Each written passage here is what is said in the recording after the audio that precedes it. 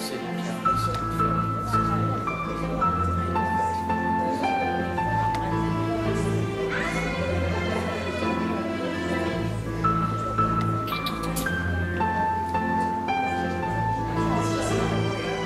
Okay, people can take their seats, please. Detailers, thank you for meeting with us.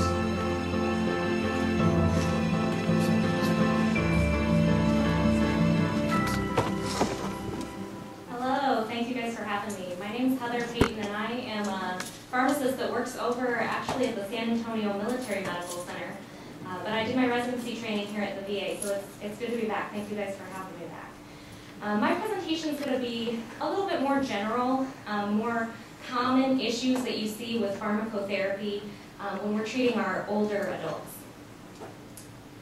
My objectives for this presentation are to describe drug utilization in the U.S., list risk factors for and consequences associated with polypharmacy, list risk factors for and interventions to reduce medication non-adherence, describe how to recognize adverse drug reactions in aging, and to explain interventions to promote appropriate prescribing. So this might come as a surprise to many of you, but medications are a very commonly used clinical intervention. That's a joke. Okay. So all of you have probably been exposed to medications in your lifetime. You guys realize that these are our frontline treatments for many diseases. And so it's going to come up in aging just like it is in anywhere else in medicine. When I talk about medications, I'm talking about prescription drugs, over-the-counter medications, vitamins, minerals, and herbal and dietary supplements. So I just want to clarify that. When we look specifically at prescription drug use in the United States between the years of 2005 and 2008, you can see that it was very prevalent, especially in the older population. So in the bottom of the graph, you can see in those over the age of 65, almost 90% of patients are taking at least one medication, prescription. As you can imagine, because drugs are so common, this buzzword or term, polypharmacy, has become a big player, especially in the aging population. I always like to ask, when I say polypharmacy, or when somebody says the word polypharmacy to you, what does that mean? Does anybody care to share? Many drugs. Okay, I like that answer. Any other answers? Does anybody have a certain number that comes to mind when they think of polypharmacy? Right, here at the VA, you were here at the VA, they have a pop-up, right. I think it's like if they're on 10 or more or 20 or more medicines. 20s now, okay, they moved it up, okay. She's read a study that said 5 or more drugs. Okay, anybody else have a number? Too many to remember. So the truth is there is no specific number, there's no magic number cutoff.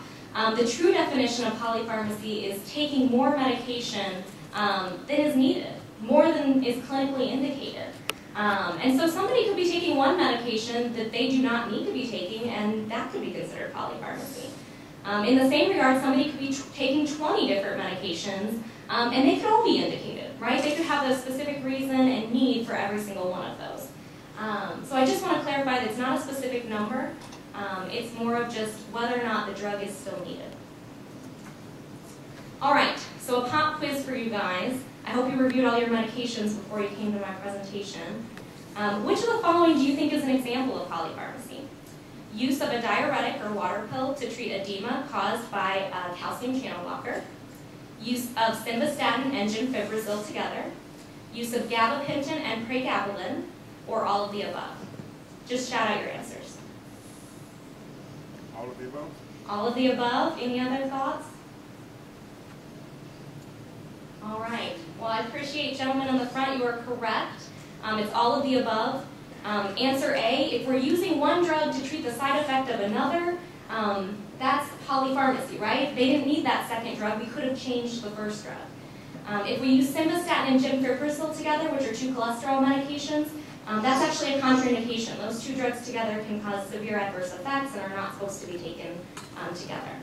And then gabapentin and pregabalin are 2 drugs that are used either for seizures or neuropathic pain, and they have very similar, almost the exact same mechanism of action, so we don't typically use those 2 together. So that first example that I went over is an example of a prescribing cascade, which is the prescription of one medication to treat the side effect of another medication. And this is where I do commonly see polypharmacy come into play. So a patient gets started on a new medication, they have an adverse drug reaction to that medication, they go and see their doctor complaining of a new symptom, and the doctor uses another medicine to treat that symptom, instead of ruling out the fact that the medication was causing it in the first place. Here are some more examples of prescribing cascades. For example, using a drug like propranolol, which is an anti-Parkinson's agent, and then that drug causing hallucinations, and then a patient getting started on an antipsychotic like quetiapine. Or a patient being on clonidine, which is an agent for blood pressure, that has the side effect of causing depression. So then all of a sudden the patient's on an antidepressant like citalopram. And there are some other examples there on the slide. So what are some other factors that contribute to polypharmacy? I talked about prescribing cascades, but there's a lot more to it. So patients who just have multiple chronic disease states. Patients who have diabetes, high blood pressure, heart disease, a lot of times they require more than one medication to treat each of those conditions. So that can really add on drugs to their regimen. Patients who go in and out of the hospital, a lot of times when you go into the hospital, they'll change medicines, add medicines, and people forget to take things away. Inappropriate prescribing, which we kind of talked about with prescribing cascades. Inaccuracies or discrepancies, so maybe we just didn't get the right medication list, we didn't have good medication reconciliation. Having multiple providers or using multiple pharmacies. So, you go to different doctors and they don't all have the same list, then you might have all these different things added on. And self-treatment with over-the-counter herbal supplements. And so that's one thing I really want to talk into a little bit more.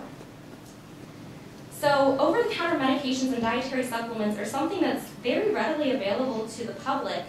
They don't require medical supervision, and so we really consider this self-treatment.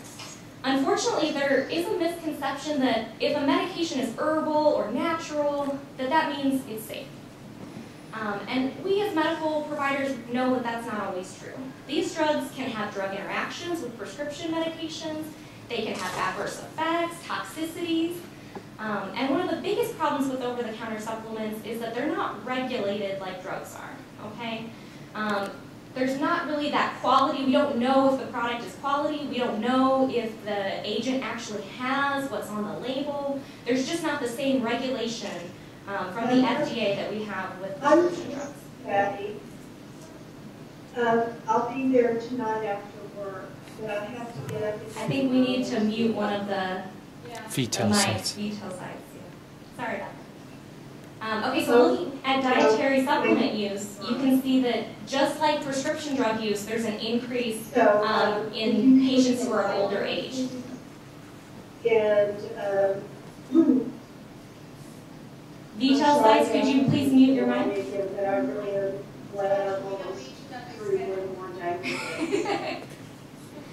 Okay, so what percentage of patients do you guys think actually tell their doctor when they're taking, the question says which of these patients fail to tell their doctor? Oh, now my mic is out. Yeah, we had to get the mic because there's so much transmission. Oh, okay. So it's going to be a little bit delay until we get to the person who's making the noise. That's fine. Can I just speak louder? Yeah. Okay. Okay, so another pop quiz. What percentage of patients do you guys think fail to inform their physician when they're using a non-prescription medication?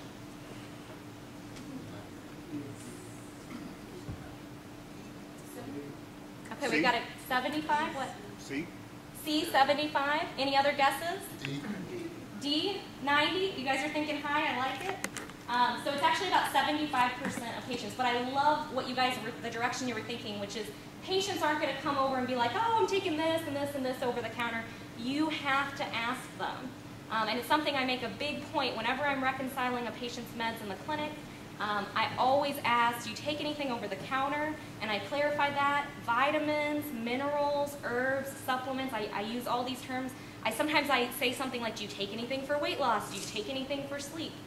Because sometimes patients don't always even know what you mean when you say non-prescription drugs. So that's my point here. They're not going to come out and tell you. You really have to ask them.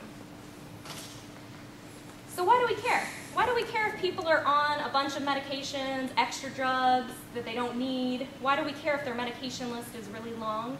Well, there's a lot of consequences to that. So as you increase the number of medications you're taking, you also increase your risk of having therapeutic duplication, drug interactions, medication errors, medical costs, noncompliance, and adverse drug reactions. And so the two I'm going to talk a little bit more detailed about are noncompliance and adverse drug reactions. So how many of you think that your patients take everything that's prescribed for them 100% of the time, no problems, no issues, easy as pie? We've got one taker. So it sounds like you guys understand that there is an issue with noncompliance, non-adherence, and there's really a lot that goes into that. There's a lot of things that can be going on that might cause a patient to not be able to take their medicine or not know how to take their medicine correctly. These are some of the factors that have been associated with noncompliance, things like low health literacy, cognitive impairment, improper education. So that's a take-home point for us as healthcare providers. Maybe we're just not explaining it well enough. Living alone, the number of medicines that they're taking, so polypharmacy like we talked about, how complex the regimen is. So it's a lot easier to remember to take an injection once a week than it is to do one every day. You're less likely to mess that up. Being recently discharged from the hospital, especially if you didn't get real good education when you left the hospital as far as what medication changes there were. Actually, this one I find really interesting, the relationship between the patient and the provider. So developing rapport is really important with patients. Patients are much more likely to take your advice and want to take the medications you prescribe for them if they like you. And that's been something that's been well studied. We also have to look at barriers to obtaining. Is it that they want to take their medicine every day, but they can't afford to buy it or to pay the copay? All right, so this does have a magic number, unlike the polypharmacy question. So what is the magic number cutoff for the number of prescriptions that an older patient is taking that will increase their risk of noncompliance? What do you guys think? 3? Any other guesses? 5? All right, so the magic number is 5. How many of you guys know a patient over the age of 65 who's taking more than 5 medicines? Okay, so probably everyone, right? We've all seen that patient before.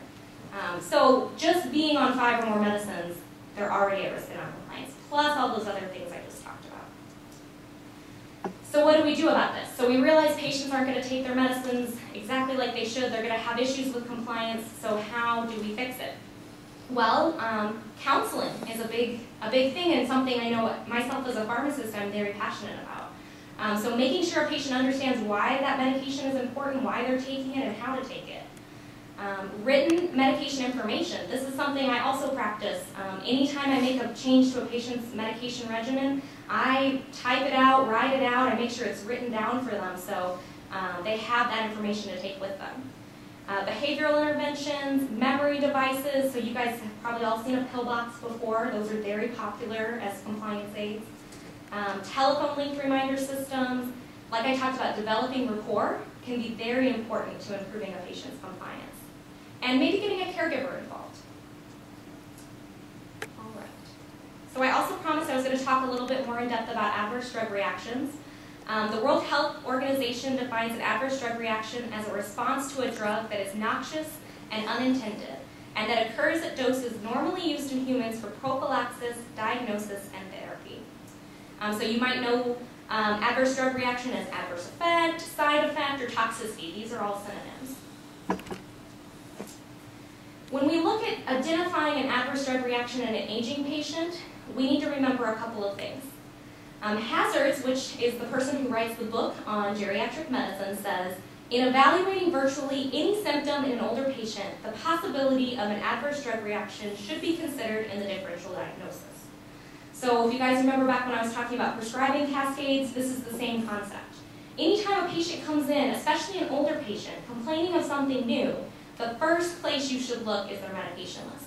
Is it a medication effect that's causing this? It's important to note that adverse drug reactions in geriatric patients may be atypical or nonspecific. okay? So it might be something as simple as confusion or falls, right?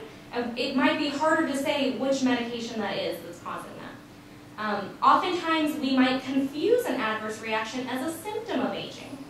So there are actually a lot of medications out there, and we're going to talk about these later, that can cause symptoms similar to dementia.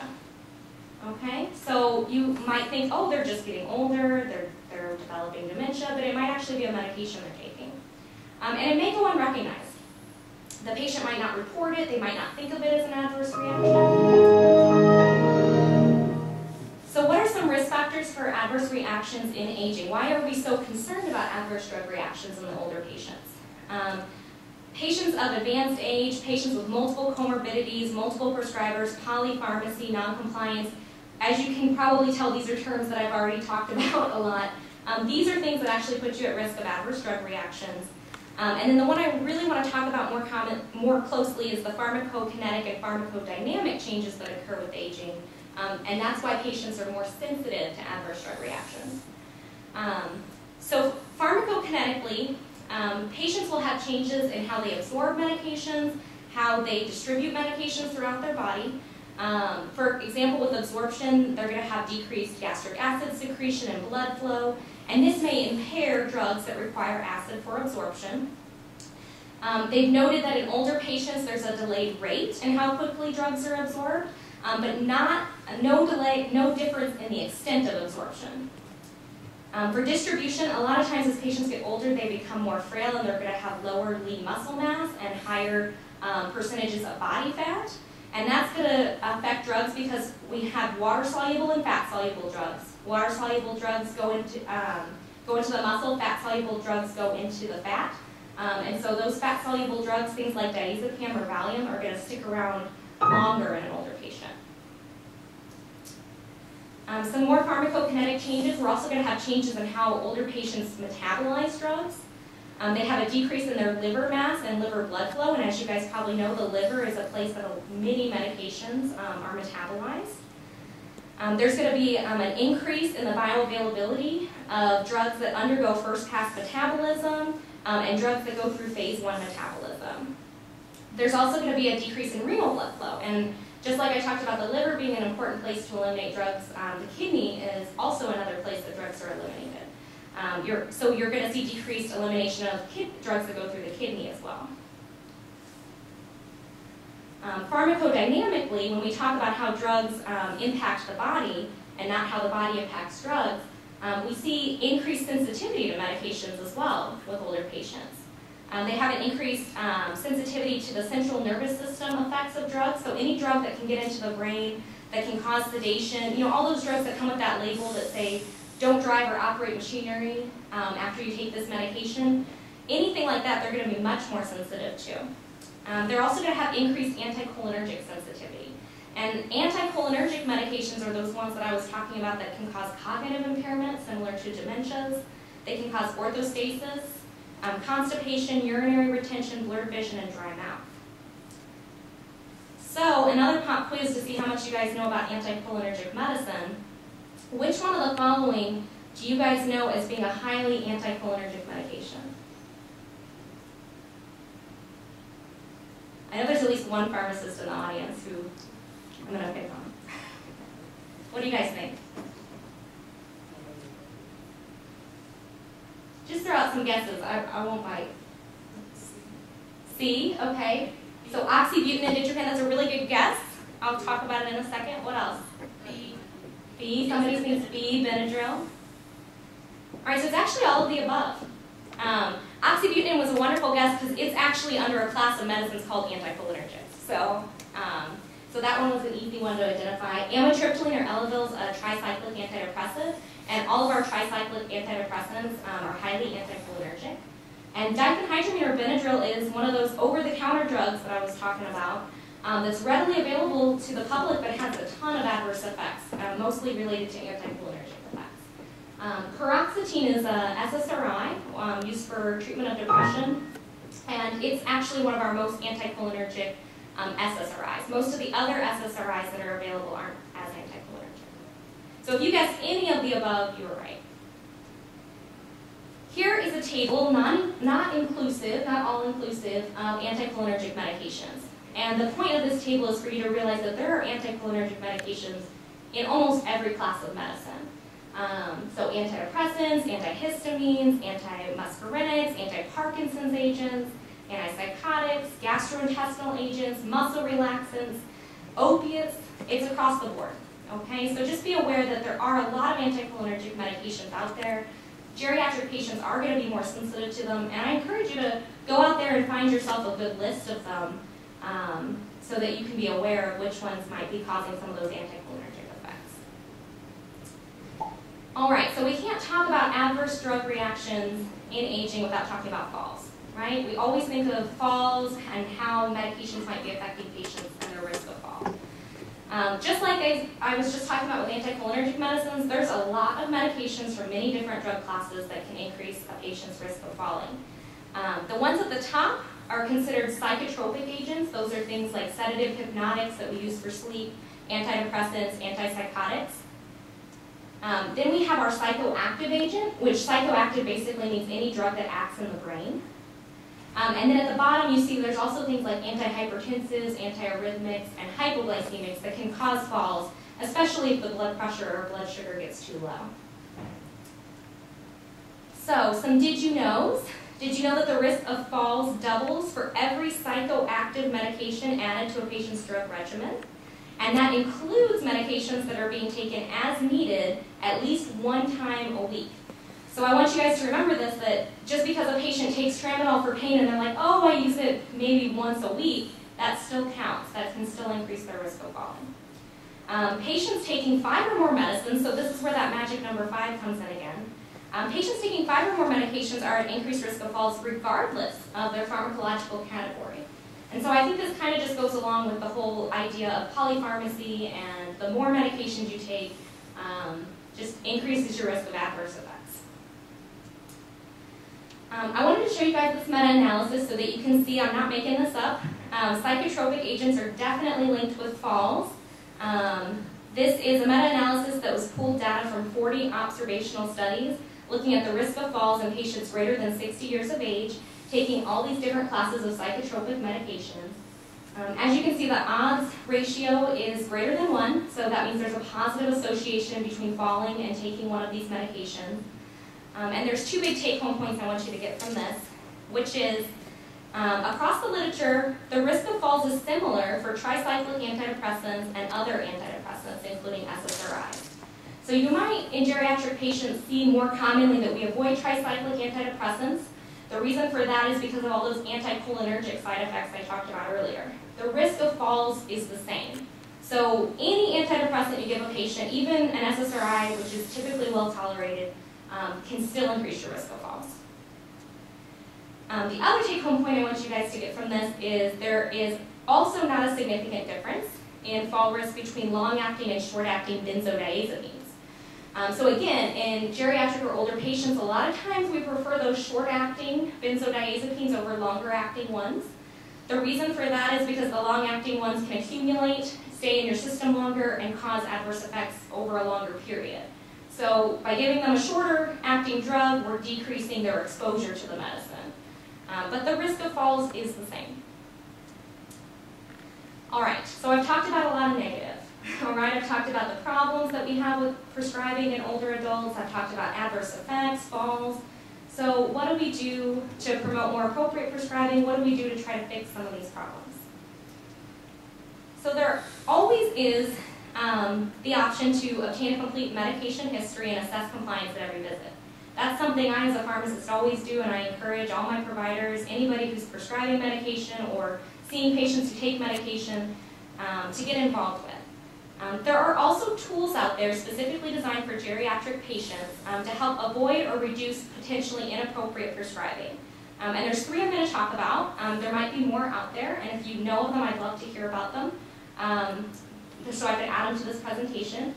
There's Beer's criteria, which has been around for many years. The stop and start criteria, which came out more recently. And then the medication appropriateness index, which is one of my favorites because it really can be applied to any population. So we're going to talk about all 3 of these. So the Beers criteria said it's been around a really long time, and it has, but there was a recent update in 2012, and it's a list of potentially inappropriate medications for use in older adults. So take note, it says potentially. If you ever look at the Beers criteria, you would say, whoa, what would I have left to prescribe? There's lots of medications on this list. So it's a guideline. It's saying potentially inappropriate, things that you might want to think twice about before prescribing an older patient. It's a comprehensive and systematic review with grading of evidence. So they do say, strong, weak, for the evidence that they looked at. It's supported by the American Geriatric Society and an interdisciplinary panel of experts. And it includes 57 medications or medication classes. That's why I say there's a lot of medicines on there when you look at the different classes. And they divide them into 3 categories. The first category is potentially inappropriate medications and classes to avoid in older adults. The second category is potentially inappropriate medications and classes to avoid in older adults who have certain diseases or symptoms. So like I was saying, in patients who have dementia, we would definitely want to avoid drugs that promote or could cause dementia. And then medications to be used with caution in older adults. So they also have a category that says, okay, we're not going to say avoid, we're just going to say caution. These are just a few examples, and you're probably not surprised by the first one because I already talked about why we really try to avoid anticholinergic medications in the elderly. But all of the anticholinergics are on there for their risk of cognitive impairment and falls. Nitrofurantoin, because there's theories that it's ineffective at lower creatinine clearance levels, and so a lot of times as we get older, we talked about that, your clearance of drugs and your kidney function declines. Benzodiazepines, because of their risk of falls and cognitive impairment, and we already kind of touched on those. Because that was...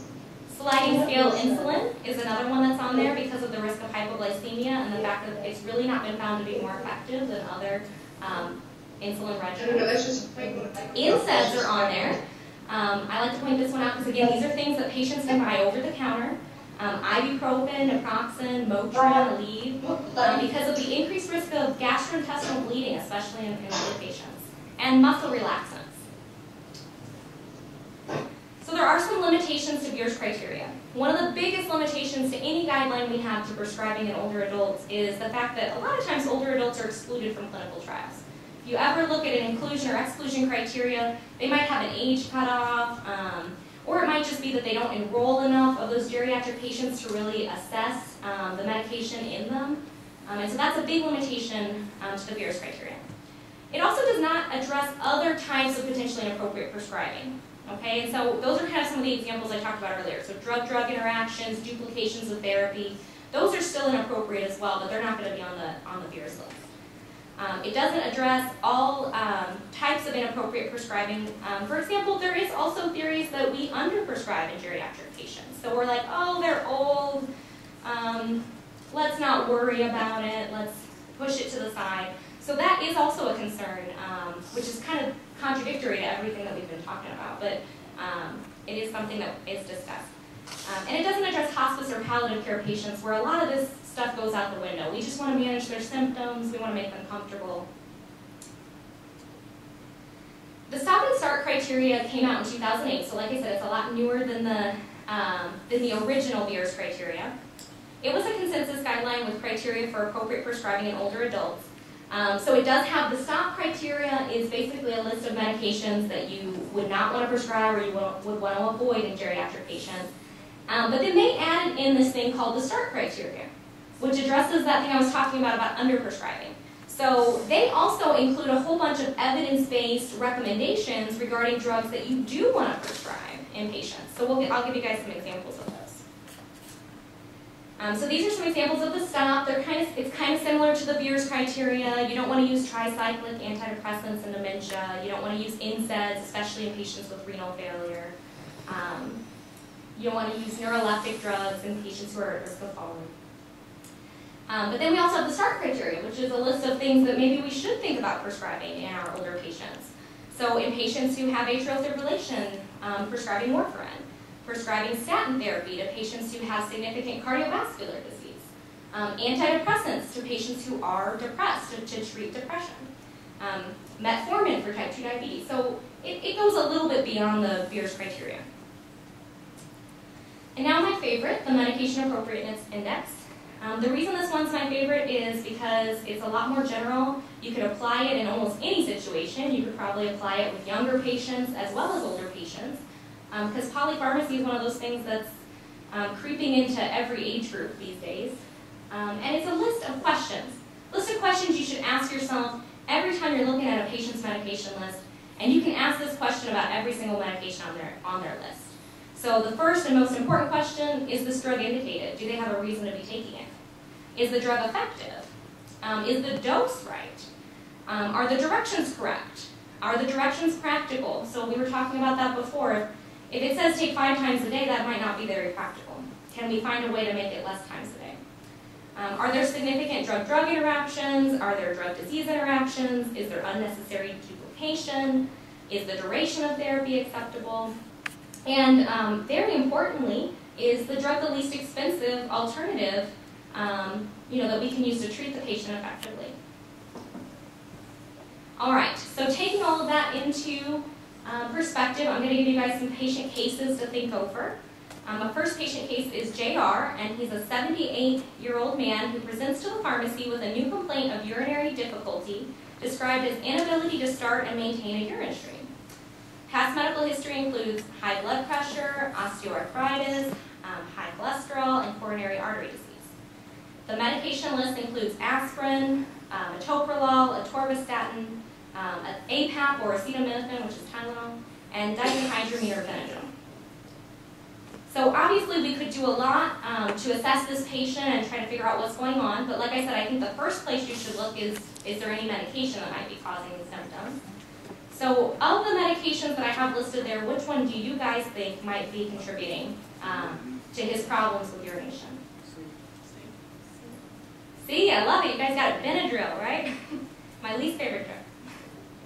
So diphenhydramine or Benadryl, highly anticholinergic. One of those anticholinergic effects is urinary retention, which it kind of sounds like this guy's describing. So the first thing you'd want to do is try to eliminate that drug and see if that fixes the problem.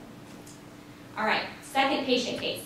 HC is an 80-year-old woman who presents to the clinic with new complaints of shuffling gait, tremor, and falls. Past medical history includes dementia, hypertension, hyperlipidemia, chronic kidney disease, and osteoarthritis. Medications include donepezil or Aricept, memantine or Namenda, olanzapine or Zyprexa, aspirin, hydrochlorothiazide, lisinopril or Zestril, simvastatin or Zocor, and acetaminophen or Tylenol. So which of these medications do you guys think might be contributing or might be responsible for the symptoms that HC is describing, the shuffling gait, tremor, and falls?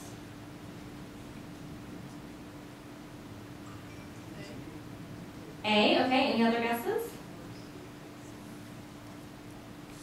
A is correct. So olanzapine or Zyprexa is an atypical antipsychotic. In this patient, it's probably being used, since it's a low dose in a dementia patient, it's probably being used to manage behavior disturbances. And one of the big side effects of atypical antipsychotics is a Parkinsonism or a Parkinson's-like symptoms.